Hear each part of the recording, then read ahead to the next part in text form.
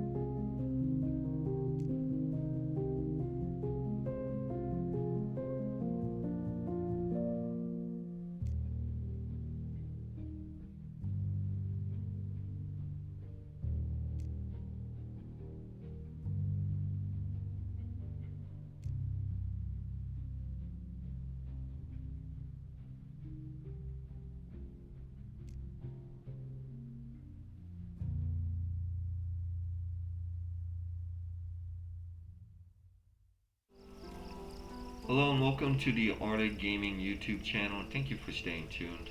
Without further delay, let's create a Viking.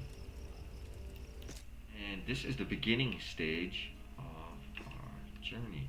We're going to pick up the broadaxe, and this is going to give you a real sense of what it means to be a Viking in game, how well they play, how the leveling process goes with them.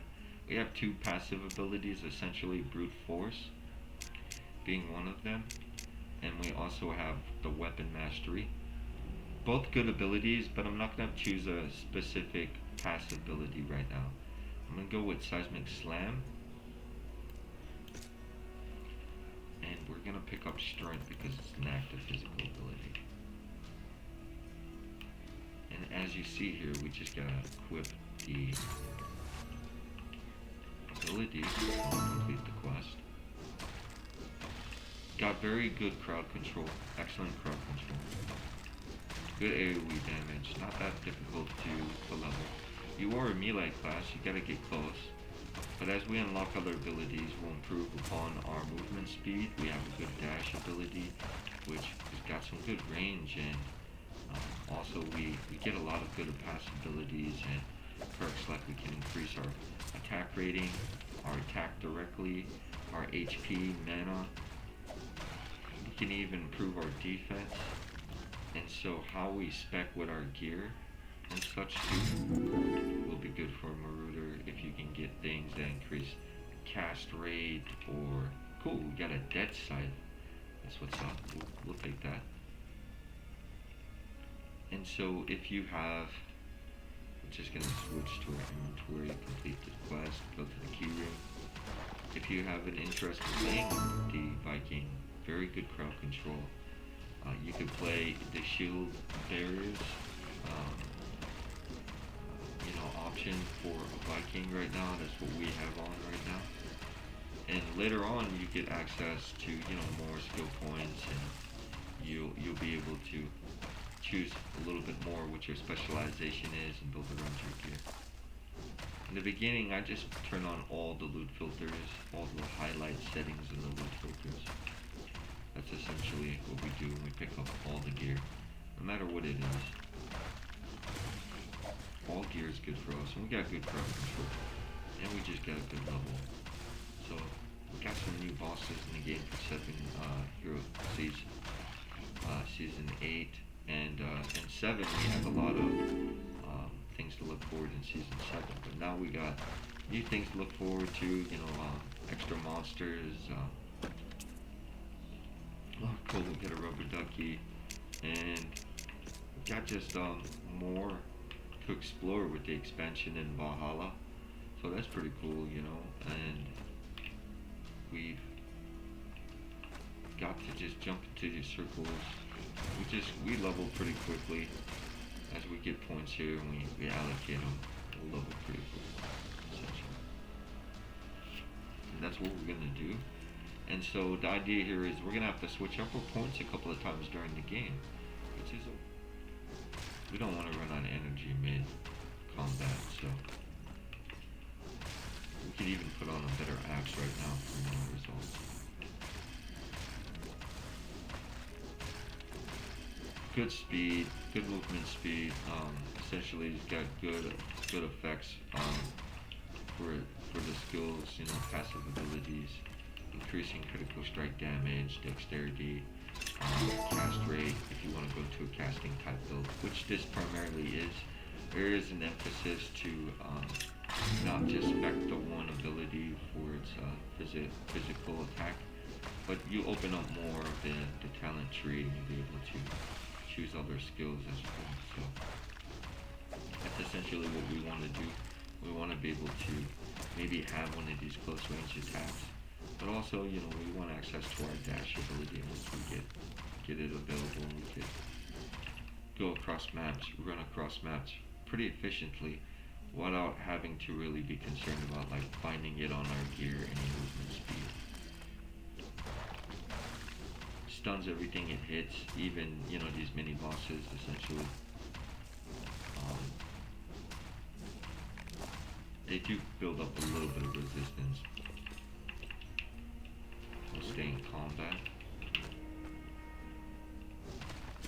And the leveling process is pretty smooth overall. You feel really confident early on, knowing that you can stun everything, being able to traverse the ground and a good amount of area really quick, and we'll show you that in a moment once we get another point.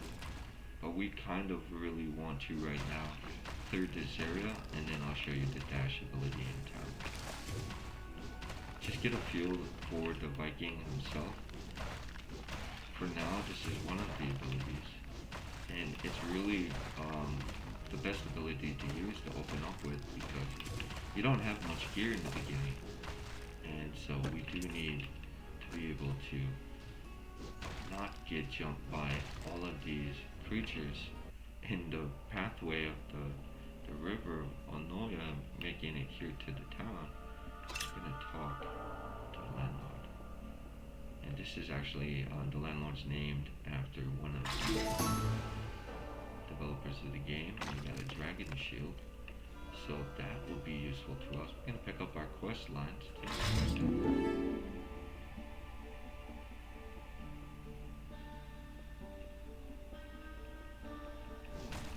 And as you see here, we can take on much more challenging monsters and skeletons, whereas otherwise we kind of would be dancing around them a little bit, hesitating, just because we don't have the physicality early on. We don't have the, the angelic weapons on. We don't got the best set of gear and all the relics or anything that we need upgraded just yet. So Viking is a good way to start. Very user friendly, and if you're having a hard time in the beginning of the game and struggling to get a good beginning and to sustain, or you're thinking about going into a hardcore mode where you get one life only on your quest, well then, something like a Viking is really something viable. I would consider, a Viking, for example. And if we ever got to get out of dodge with this ability, I mean, good luck to a monster catching us with that. And so, I like the Viking. And it really opens up once you get into level 5, level 10, with a Viking. Just becomes even more enjoyable. Has no problem with crowd control. Excellent crowd control. Nothing could really hurt us unless we make a mistake and we're not paying attention to our surroundings. Essentially, anything in front of us is not going to be a threat as long as we could attack it first. Some monsters have built-in resistances to the Viking. We like our fast cast rates, we like our movement speed. You can go into a pure casting build, whereas it's a bunch of stuns and increasing attack rating and critical damage overall. We can even bolster our defense if we want to, increase max gen our HP and mana replenishment, so that if we chose to, we can go into a casting build, a more physical build. We really have that flexibility for the Viking. And so we're at level 4, and we're just gonna finish off with this mob right here. It's most of the time they're being stunned or kicked up off the ground. They're not able to get balance and back up stuff. Good utilities built into the Viking. Just got a lot of potential and could clear a lot of distance in a short amount of time. If you're ever in a tower, if you're having trouble getting away from something, you just can't find the gear or the stats that you need, the sockets in game to get that movement speed. I mean, the Viking is got movement speed for sure. Nothing's catching up to you. The Viking could go quite a distance with this ability. So if you're ever trying to get those goblins before they get away, those treasure goblins, definitely try out a Viking. Have a good time in game. Lots of options for a Viking, and I personally enjoy playing it. I like melee classes. I've been in MMOs for a while. Melee classes are kind of my niche, tanking. And just for watching the video, thank you all so much. Until the next time, hope to see you in Hero City.